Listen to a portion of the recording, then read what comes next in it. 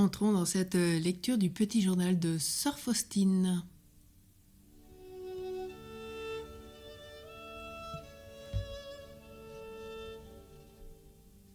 Ô amour éternel, vous me faites peindre votre sainte image, et vous nous découvrez la source de miséricorde inconcevable. Vous bénissez ceux qui approchent vos rayons, et l'âme noire deviendra blanche comme neige. Ô doux Jésus, c'est ici que vous avez établi le trône de votre miséricorde, pour réjouir et aider l'homme pécheur. De votre cœur ouvert, comme d'une source limpide, coule la consolation pour l'homme repentant. Que l'honneur et la gloire pour cette image ne cessent jamais de jaillir de l'âme humaine, que la gloire de la miséricorde divine découle de chaque cœur, maintenant et à chaque heure et dans les siècles des siècles.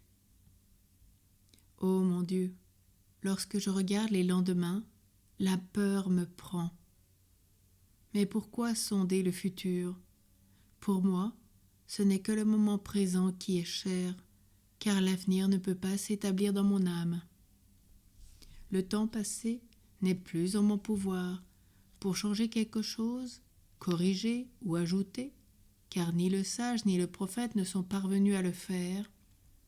Donc il faut remettre à Dieu ce que l'avenir contient. Au moment présent, tu m'appartiens tout entier. Je désire tirer profit de toi selon mes possibilités. Et bien que je sois petite et faible, vous me donnez la grâce de votre toute-puissance d'amour. C'est donc par la confiance en votre miséricorde que j'avance dans la vie comme un petit enfant, et je vous offre chaque jour mon cœur, brûlant d'amour pour votre plus grande gloire. Jésus, Marie, Joseph, Dieu et les âmes, Roi de miséricorde, dirigez mon âme. Sœur Marie-Faustine du Très-Saint Sacrement, priez pour nous.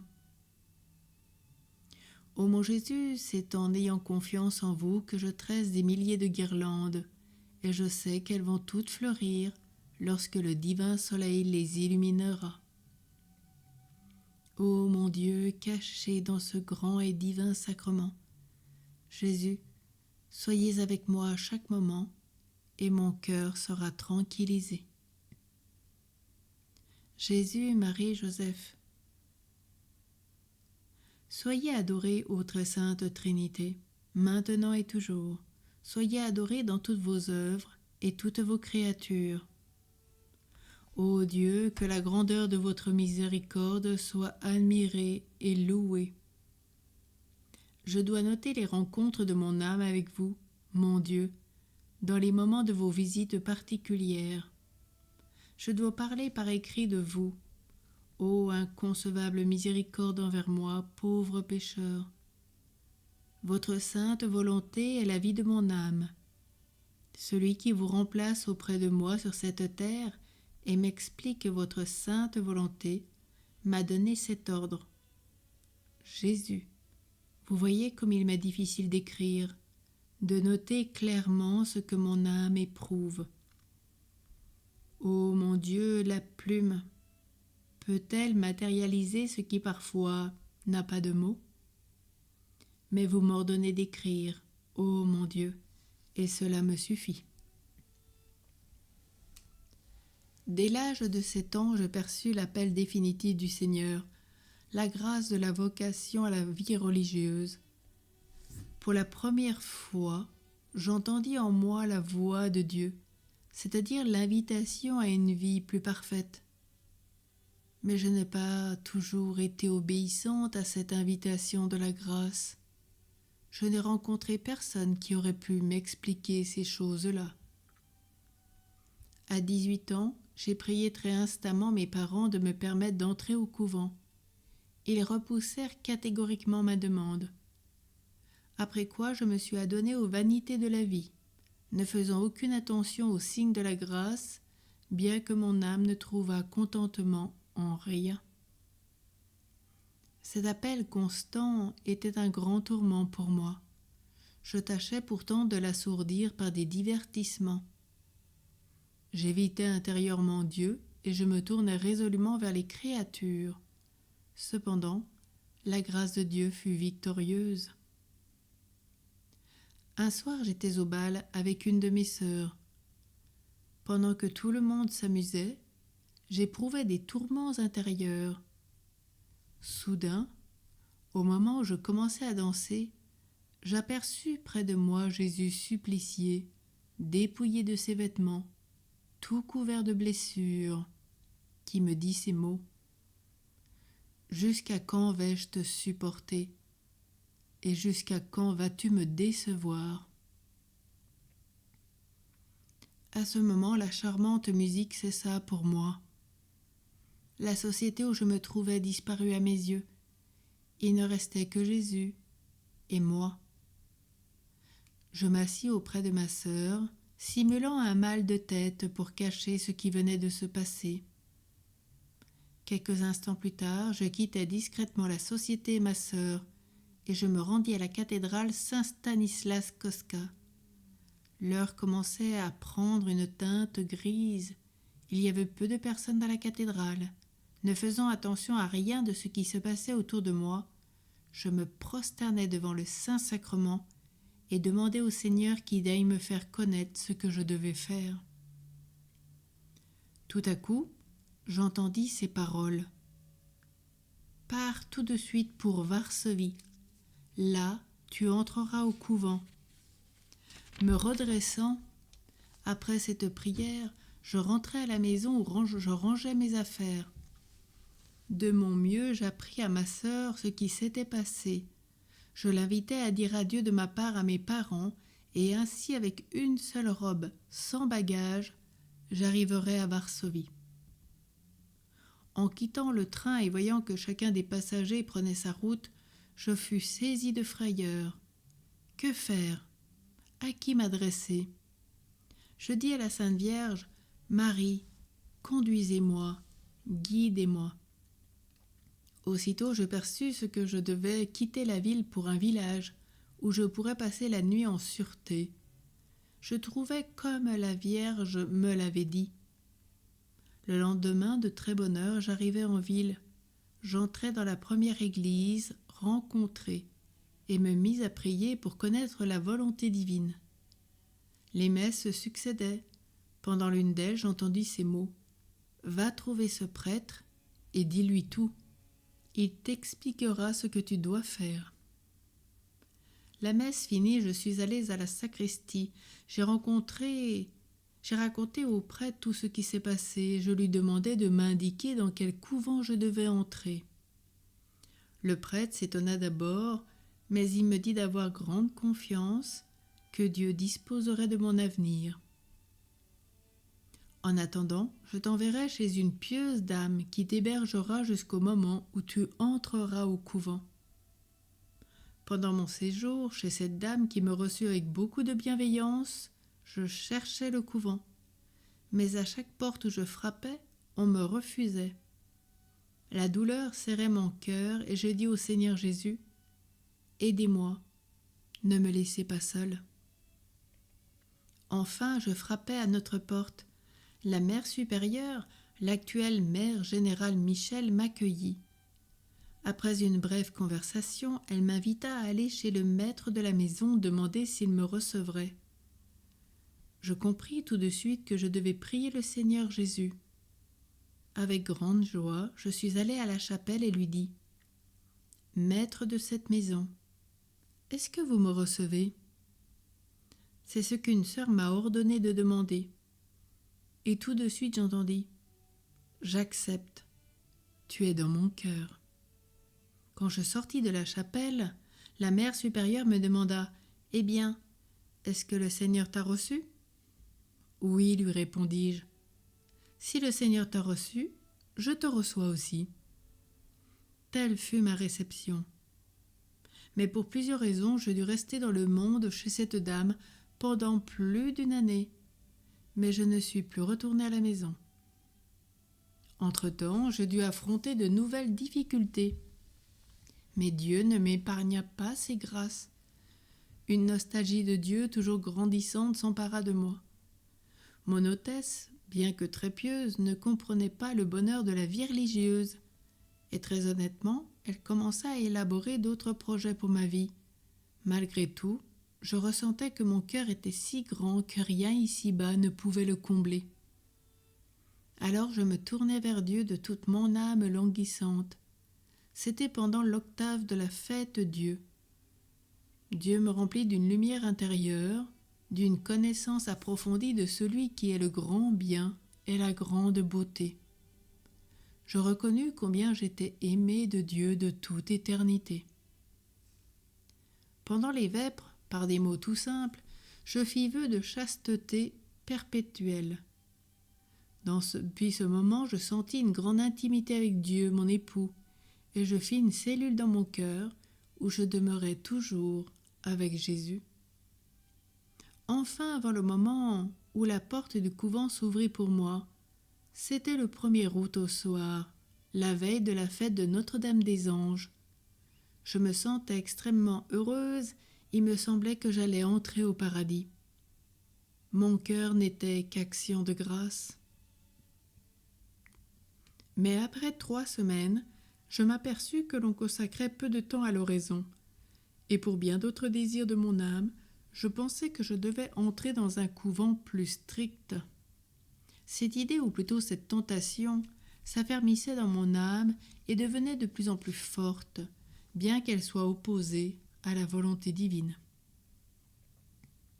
Un jour, je me décidai à m'en expliquer avec la Mère supérieure et à quitter immédiatement cette maison. Mais Dieu dirigea les événements de telle façon que je ne pus pas voir la Mère supérieure. Avant d'aller me coucher, j'entrai en passant dans la petite chapelle, et je demandai à Jésus de m'éclairer sur ce point. Mais je ne fus pas, semble-t-il, exaucé. Seule une inquiétude surprenante m'envahit. Malgré tout, je pris la résolution de m'adresser à la Mère supérieure et de lui faire part de ma décision le lendemain matin après la messe. C'est dans ces dispositions que j'entrai dans ma cellule, tourmentée et mécontente. Les sœurs étaient donc déjà couchées et la lumière éteinte. Je ne savais que faire de ma personne. Je me jetai à terre et commençai à prier intensément pour connaître la volonté de Dieu. Le silence régnait partout comme dans un tabernacle. Toutes les sœurs, telles de blanches hosties, reposaient enfermées dans le calice de Jésus. Et c'est de ma cellule seulement que montait vers Dieu le gémissement d'une âme. J'ignorais qu'il n'était pas permis de prier dans sa cellule, sans autorisation, après 9 heures. Après un moment, ma cellule s'éclaira et sur le rideau, j'aperçus le visage très douloureux de Jésus.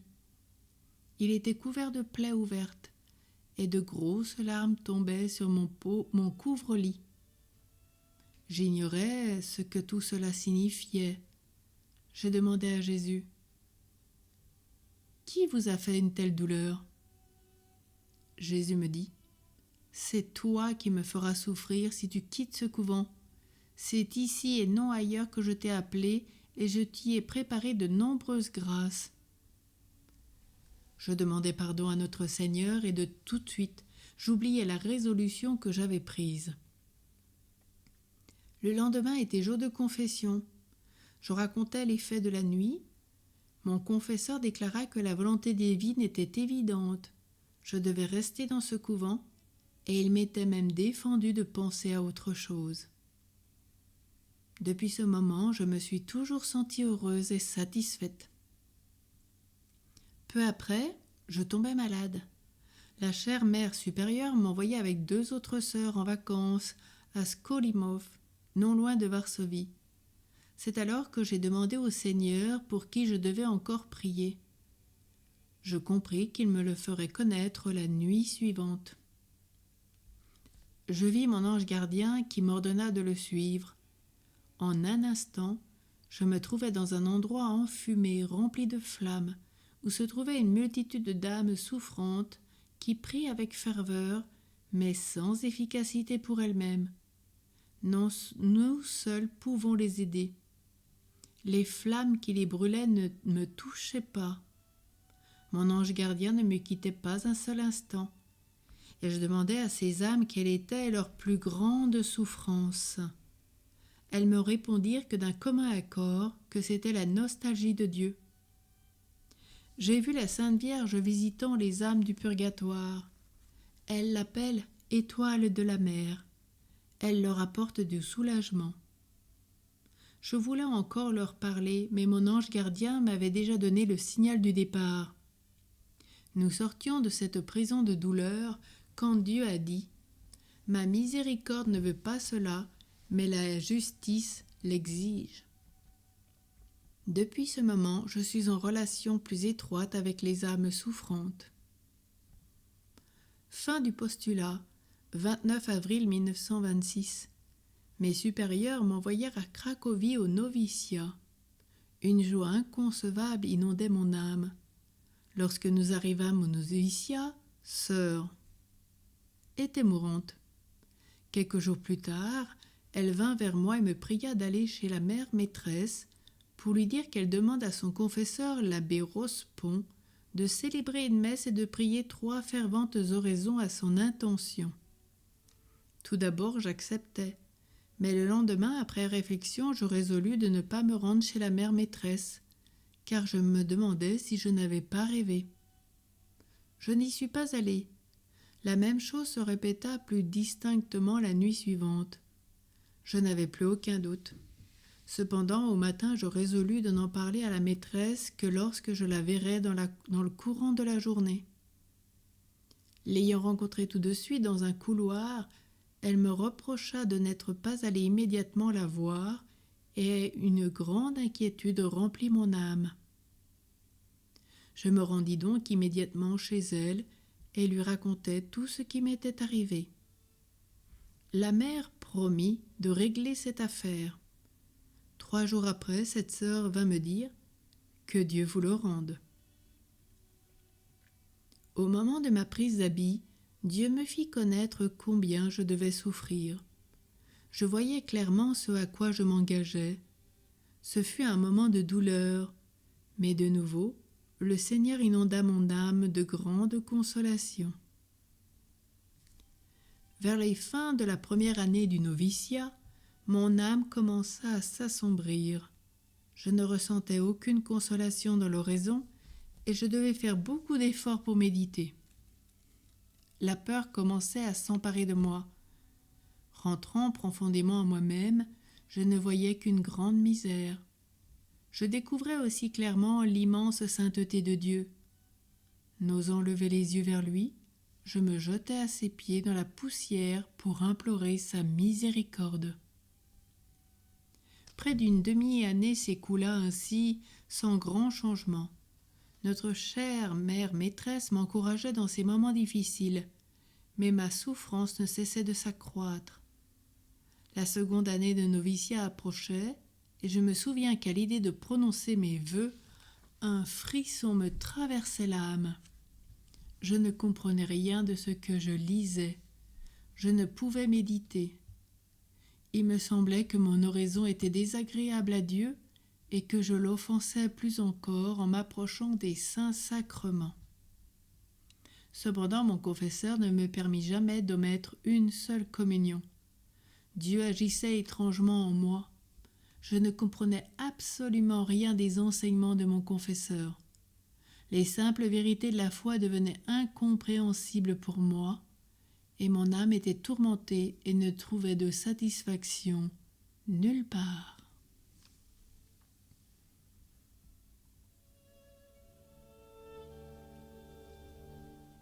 À un certain moment, l'idée que j'étais rejetée de Dieu s'empara de moi. Cette pensée affreuse me poursuivit au point que je crus agoniser de douleur. Je voulais mourir et je ne le pouvais pas. La tentation me vint aussi. À quoi bon acquérir des vertus?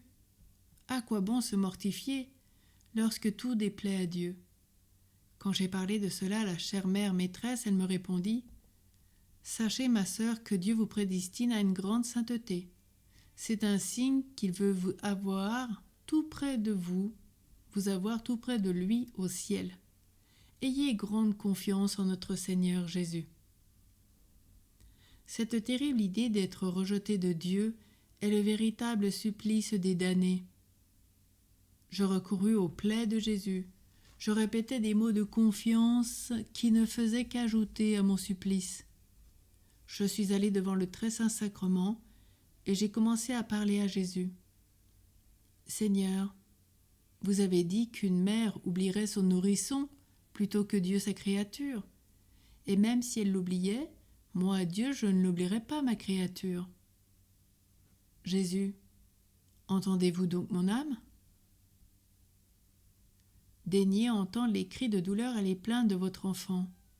J'ai confiance en vous, mon Dieu, parce que le ciel et la terre passeront, mais votre parole durera éternellement. Cependant, je ne trouvais pas le moindre soulagement.